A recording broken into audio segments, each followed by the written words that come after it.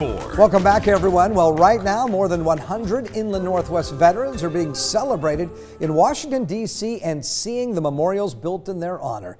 The group left early this morning from Spokane on the latest honor flight. On this flight, 3 wars are represented, from a paratrooper who last boarded a plane in World War II to the men and women of the Korean and Vietnam War. KREM 2's Laura Papetti was at Spokane International Airport this morning to see off our heroes and joins us with more.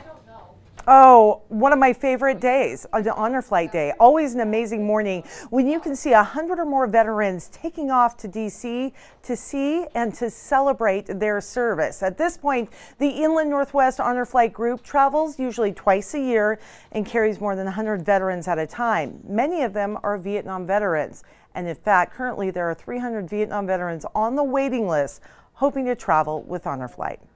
Today's flight, 8 World War II veterans, including that man there, Lloyd Plummer, who last jumped out of a plane over Germany in 1945. That was the last time, by the way, he boarded a plane. However, he felt Honor Flight was worth getting back on an airplane for. There are also 6 Korean War veterans and 89 Vietnam veterans.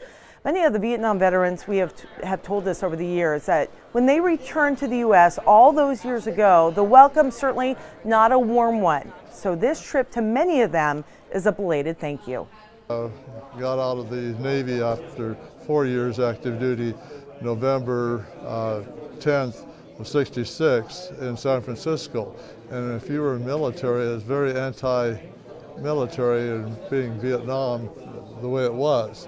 And I did not get the welcome, and this is kind of to make up for in '66.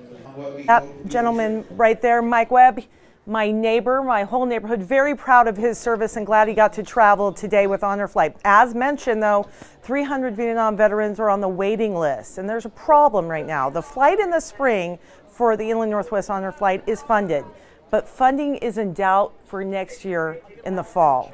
And they really need, at this point, some serious funding. Right now, they're trying to raise funds so that they can confirm that they can indeed do 2 flights next year. So if you would like to give to Honor Flight, you can visit the Inland Northwest Honor Flight website or visit krem.com and visit our Salute to Service page. Back to you. Well, it certainly is a worthy